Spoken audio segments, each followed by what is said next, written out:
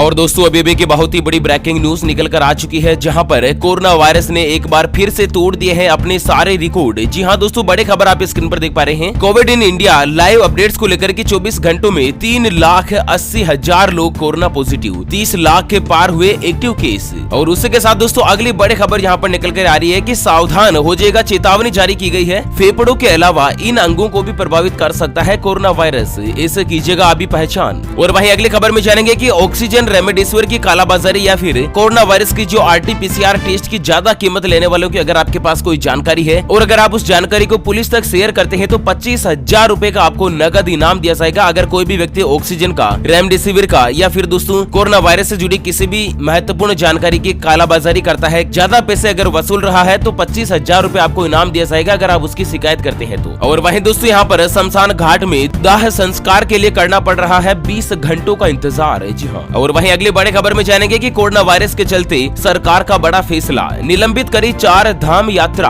और वहीं दोस्तों 3 मई के बाद इन राज्यों में 15 दिन कर्फ्यू बढ़ाने की फिर से तैयारी की गई है। एक्सपर्ट ने बढ़ाया कि कोई भी रास्ता नहीं है, 1 या फिर 2 मई को नई गाइडलाइंस जारी कर दी जाएगी। और यहाँ पर दोस्तों अगले 15 दिनों के लिए लॉकडाउन जो फिर से बढ़ाया जा सकता है। और वहीं दोस्तों कोरोना वायरस के वैक्सीन को लेकर भी बड़ी खबर आ रही है। आखिर किन को वैक्सीन लगवानी चाहिए, किन को नहीं लगवानी चाहिए, इसके रिगार्डिंग कुछ नई गाइडलाइंस आ रही है। तो दोस्तों एक एक करते हुए जानते हैं आज दिन भर की कोरोना वायरस के अपडेट से जुड़ी तमाम बड़ी और महत्वपूर्ण काम की खबरों की तरफ। ऐसे में बने रहेगा इस वीडियो के साथ आखिर तक। चलिए सबसे पहले जान लेते हैं कोरोना वायरस के रिगार्डिंग कुछ महत्वपूर्ण आंकड़े। तो दोस्तों पिछले 24 घंटों में भारत देश में आए 3,79,257 नए कोरोना वायरस के मरीज। और दोस्तों बीते 24 घंटों में 3,645 लोगों की मौत हो चुकी है। और अब तक का सबसे बड़ा रिकॉर्ड यहाँ पर आप ये देख पा रहे हैं दोस्तों की पिछले 24 घंटों में रिकॉर्ड पे रिकॉर्ड सारे के सारे रिकॉर्ड टूट चुके हैं। और अब तक यहाँ पर पिछले 1 साल में कभी भी एक दिन में 3,80,000 मामले नहीं आए हैं। और वो भारत देश ही नहीं, पूरी दुनिया में ऐसा कोई भी देश नहीं है जहाँ पर इतना ज्यादा कोरोना वायरस का फैलाव हो। मतलब पूरी दुनिया में सबसे ज्यादा इस समय कोरोना वायरस से ग्रस्त है तो केवल भारत देश है। वहीं आपको बता दें कि 1,83,68,331 लोग अब तक कोरोना वायरस के शिकार हो चुके हैं, जबकि 2,04,812 लोगों ने अपनी जान गंवा दी है कोरोना वायरस के चलते। और वहीं दोस्तों अगली बड़ी खबर जो सामने आ रही है कि फेफड़ों के अलावा इन अंगों को भी प्रभावित कर सकता है कोरोना वायरस,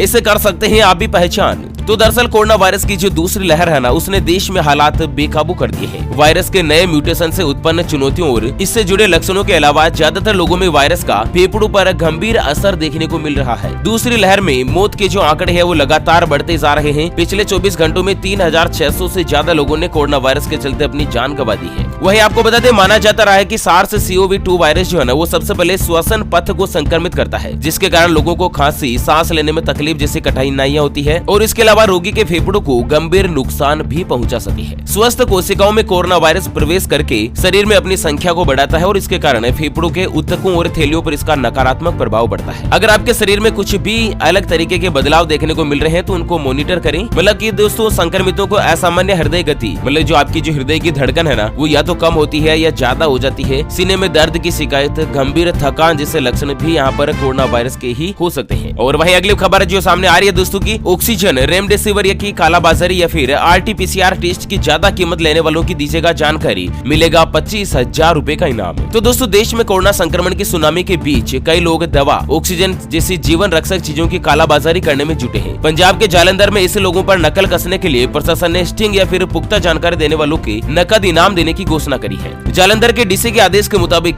कोरोना टेस्ट के इलाज तक में गड़बड़ी करने वाले लोगों की ऐसी जानकारी या स्टिंग करने पर 25,000 रुपए का नकद इनाम दिया जाएगा। और इसके आधार पर FIR भी रजिस्टर की जाएगी और उनके ऊपर कानूनी कार्यवाही की जाएगी। और वह दोस्तों शिकायत करने में क्या है कि कालाबाजारी करने वाले गिरोह पकड़े जा रहे हैं। बहुत सारे व्यक्ति ऐसे होते हैं ना जिन्होंने मानवीयता को तो बिल्कुल ताक में रख दिया है। और इस महामारी के दौर में लोग बाग तो फ्री में मदद करने के लिए आगे आए हैं। और ये जो लोग ऐसे है ना जो दोस्तों यहाँ पर ज्यादा पैसे लेकर चीजें बेच रहे हैं। बहुत सारे व्यक्ति तो ऐसे भी है ना जिनकी कहीं पर दाल नहीं गलती है, तो जो 5-5 रुपए का गुटखा का पाउच आता है ना उसको 8-8 रुपए, 10-10 रुपए, 12-12 रुपए में बेच रहे हैं। मतलब इनकी नियत देखो यार दोस्तों, क्या है ना ये सोच रहे होंगे कि 15 दिन का जो गवर्नमेंट ने लॉकडाउन लगाया है ना, लोगों का रोजगार चला गया है, काम धंधे छूट गए हैं। और ऐसे मुश्किल वक्त में अगर उन लोगों से आप ज्यादा पैसे वसूल करें, क्या 15 दिन में आप अंबानी बन जाओगे? क्या दोस्तों दिन के 100-200 रुपए ज्यादा कमा लोगे लोगों से ठगी करके? तो उससे क्या आप मतलब अपनी जिंदगी के सारे खर्चे निकाल लोगे क्या? इस मुश्किल भरे दौर में तो कम से कम लोगों की मदद करें, मदद नहीं भी करें तो उनको ठगे तो नहीं, कम से कम। इससे ज्यादा मैं और कुछ नहीं कह पाऊंगा दोस्तों। और वहीं अगली बड़ी खबर जो सामने आ रही है कि दिल्ली के शमशान घाट में दाह संस्कार के लिए करना पड़ रहा है 16 से लेकर 20 घंटों का इंतजार है। जी हाँ, कोरोना वायरस महामारी के प्रकोप की वजह से दिल्ली में मरने वालों की संख्या में लगातार बढ़ोतरी हो रही है। एक शवदाह गृह पर पिता के अंतिम संस्कार के लिए पहुंचे व्यक्ति ने कहा, अगर अस्पताल में आप मरीज को ऑक्सीजन नहीं दे पा रहे हैं तो कम से कम शमशान घाट पर कुछ जगह उपलब्ध करवा दीजिएगा ताकि लोग आराम से दुनिया छोड़ सके। मतलब क्या है ना दोस्तों कि सबसे पहले कोरोना वायरस टेस्ट करवाने के लिए लाइन, उसके बाद पॉजिटिव आया तो दोस्तों हॉस्पिटल में भर्ती होने के लिए लाइन, अगर भर्ती हो भी गए ना तो ऑक्सीजन के लिए लाइन, ऑक्सीजन मिल गई तो दोस्तों वेंटिलेटर के लिए लाइन, वेंटिलेटर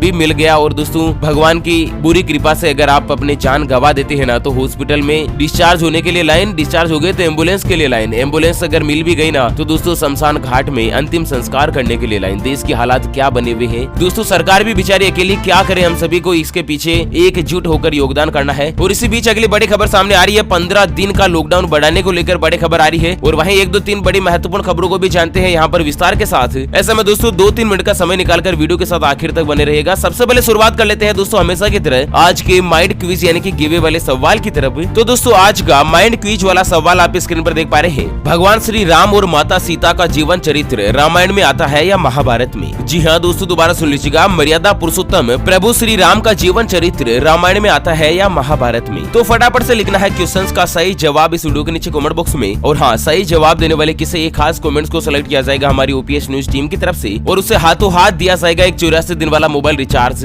बिल्कुल फ्री। अच्छा दोस्तों, विजेता की जो घोषणा है वो हमारे कल के वीडियोस में की जाएगी। ऐसे में चैनल को सब्सक्राइब नहीं किया है तो जल्द से जल्द कर लीजिएगा। चलिए, 4 धाम यात्रा को लेकर बड़ी खबर आ रही है कि कोरोना वायरस के चलते उत्तराखंड सरकार का बड़ा फैसला, निलंबित करी 4 धाम यात्रा। तो हरिद्वार कुंभ के बाद अब कोरोना वायरस का साया 4 धाम यात्रा पर भी पड़ रहा है। उत्तराखंड सरकार ने इस साल होने वाली 4 धाम यात्रा को निलंबित कर दिया है। मुख्यमंत्री तीरथ सिंह रावत ने कहा कि राज्य में कोरोना की स्थिति को देखते हुए 4 धाम यात्रा को निलंबित कर दिया है। और आपको बता दें कि 14 मई से 4 धाम यात्रा शुरू होनी थी। इससे पहले हरिद्वार कुंभ को भी कोरोना के बढ़ते खतरे के बीच समय से पहले ही बंद करना पड़ा था। नरेंद्र मोदी जी ने अपील करी थी। इसके बाद दोस्तों यहाँ पर कुंभ मेले को भी समय से पहले ही बंद कर दिया था। वहीं आपको बता दें कि बद्रीनाथ, केदारनाथ, गंगोत्री और यमुनोत्री में मंदिर के पुरोहित और अनुष्ठान के साथ ही पूजा करने की अनुमति होगी, लोगों को यात्रा की अनुमति नहीं होगी। और वहीं राजस्थान से बड़ी खबर आ रही कि 3 मई के बाद 15 दिन कर्फ्यू बढ़ाने की तैयारी। एक्सपर्ट ने कहा और कोई रास्ता नहीं, 1 या 2 मई को जारी होगी नई गाइडलाइंस। आपको बता दें दोस्तों कि राजस्थान में कर्फ्यू लगने के बाद भी कोरोना मामलों में कमी नहीं आई है। कोरोना के मामले 12 दिन में ही 2.5 गुना हो चुके हैं। और कोरोना की इस रफ्तार को देखते हुए राजस्थान सरकार अब कोरोना कर्फ्यू कम लॉकडाउन लगाने को दोस्तों 15 दिन तक और आगे बढ़ाने पर विचार कर रही है। मौजूदा स्थिति में 15 दिन जो है ना वो दोस्तों लॉकडाउन काल चल रहा है राजस्थान में। और 3 मई को राजस्थान में लॉकडाउन खत्म होने जा रहा था, जिसे 18 मई तक सरकार बढ़ाने पर विचार कर रही है। और वहीं राजस्थान से एक और बड़ी खबर जो सामने आ रही है दोस्तों की राजस्थान के जो मुख्यमंत्री है अशोक गहलोत, वो कोरोना वायरस से पॉजिटिव, खुद ट्वीट करके दी जानकारी। तो मुख्यमंत्री अशोक गहलोत का कहना है कि कोविड टेस्ट करवाने पर आज मेरी रिपोर्ट पॉजिटिव आई है। मुझे किसी तरह के लक्षण नहीं है, मैं ठीक महसूस कर रहा हूँ। कोविड प्रोटोकॉल का पालन करते हुए मैं आइसोलेशन में रहकर ही कार्य जारी रखूंगा। और वहीं आपको बता दें कि कल उनकी पत्नी पॉजिटिव आई थी और इस संबंध में उन्होंने जानकारी देते हुए ट्वीट करके बताया था। अच्छा, अगली खबर में जानते हैं कि 18 साल से ऊपर होने के बाद भी इन लोगों को नहीं लेनी चाहिए कोरोना की वैक्सीन। जानते हैं आखिर क्या है इसके पीछे का कारण। तो कोरोना वायरस के तेजी से बढ़ते हुए मामलों को देखते हुए भारत सरकार ने अपने टीकाकरण की मुहिम को और भी ज्यादा तेज कर दिया है। और 1 मई से 18 साल के ऊपर के सभी लोगों को कोरोना वायरस की वैक्सीन लगनी शुरू हो जाएगी। हालांकि वैक्सीन को लेकर कुछ लोगों के मन में शंका और डर का माहौल भी है। और इसका कारण यह भी है कि अब तक वैक्सीन लगने के बाद कई लोगों में साइड इफेक्ट भी नजर आ चुके हैं। तो किन्हें कोरोना वायरस की वैक्सीन नहीं लेनी चाहिए? तो 18 साल से कम उम्र के लोगों को नहीं लेनी चाहिए। गर्भवती महिलाएं या फिर बच्चे को ब्रेस्ट फीडिंग करवाती है, जो मतलब दूध पिलाने वाली जो माताएं होती है ना, अपने छोटे बच्चे को दूध पिलाती है, उनको कोरोना वायरस की वैक्सीन नहीं लेनी चाहिए। अगर किसी व्यक्ति को किसी तरह की कोई भी एलर्जी है या पहला डोज लेने के बाद किसी तरह के एलर्जी के रिएक्शन दिखे तो इस समय लोगों को दूसरे वैक्सीन का डोज भी नहीं लेना चाहिए। और वहीं अगर किसी व्यक्ति को बुखार, ब्लीडिंग डिसऑर्डर यानी कि खून से संबंधित कोई बीमारी है, या फिर अगर कोई मरीज ब्लड थिनर यानी कि खून को पतला करने वाली दवा ले रहा है ना, तो उसे भी कोरोना की वैक्सीन नहीं लेनी चाहिए। वहीं जिन लोगों को लो प्लेट्स की बीमारी हो या फिर जिनका इम्यून सिस्टम बहुत ही ज्यादा कमजोर हो, उसके लिए दवा ले रहे हैं ना, तो फिलहाल कोरोना की वैक्सीन उनको नहीं लेनी चाहिए। मतलब इन लोगों को नहीं लेनी चाहिए। बाकी जनरली सभी लोग जो है ना वो कोरोना की वैक्सीन लगवा सके हैं। और वहीं एक और बड़ी खबर आ रही है कि ICMR की चेतावनी, पेन किलर्स भी हो सकती है स्लो पॉइजन। कोरोना से बचने के लिए लोग बरतें कुछ खास सावधानी। तो आप दोस्तों बार बार पेन किलर नहीं लीजिएगा। और वहीं दोस्तों एक और बड़ी खबर आ रही है कि देश के कई राज्यों में वैक्सीन की किल्लत महसूस हो रही है, जहां पर दिल्ली, उड़ीसा, जम्मू कश्मीर ने हाथ खड़े कर दिए हैं। और साथ ही दोस्तों राजस्थान और ये जो एक दो राज्य और भी है ना, महाराष्ट्र, इनमें क्या है कि कोरोना वैक्सीन की किल्लत चल रही है, टीका नहीं है। तो इसके मद्देनजर 1 तारीख से यहाँ पर 18 साल से ज्यादा उम्र के लोगों को टीका नहीं लगवाया जाएगा। फिलहाल 15 दिन तक और ये आगे बढ़ सकता है। और वहीं दोस्तों उत्तर प्रदेश से बुरी खबर सामने आ रही है कि कोरोना वायरस संक्रमित उत्तर प्रदेश राजस्व परिषद के अध्यक्ष दीपक त्रिवेदी का निधन। जी हाँ दोस्तों, संक्रमण बेहद ही खतरनाक होता जा रहा है। और पूरी दुनिया की बात करें तो पूरी दुनिया में संक्रमित मरीजों का जो आंकड़ा है वो 15 करोड़ के पार हो चुका है। WHO का कहना है कि दोस्तों 17 देश ऐसे हैं जिसमें भारतीय इंडियन संक्रमक कोरोना वायरस बीमारी का म्यूटेंट देखने को मिला है, जो कि बहुत ही ज्यादा खतरनाक है। ऐसे में दोस्तों सावधानी रखिएगा, 2 गज दूरी, मास्क है जरूरी, अपने परिवार की केयर करें और हमेशा अपने चेहरे पर मास्क लगा कर रखें। अब तो साइंटिस्ट डबल मास्क के लिए भी दोस्तों यहाँ पर सजेस्ट कर रहे हैं आपको। ओके फ्रेंड्स, तो इसी के साथ इस अपडेट वीडियो को फिलहाल यहीं पर देते हैं विराम। फिर से होंगे हाजिर एक और नई और ताजा तरीन ब्रेकिंग न्यूज हेडलाइंस के साथ। तब तक के लिए जय हिंद, जय भारत।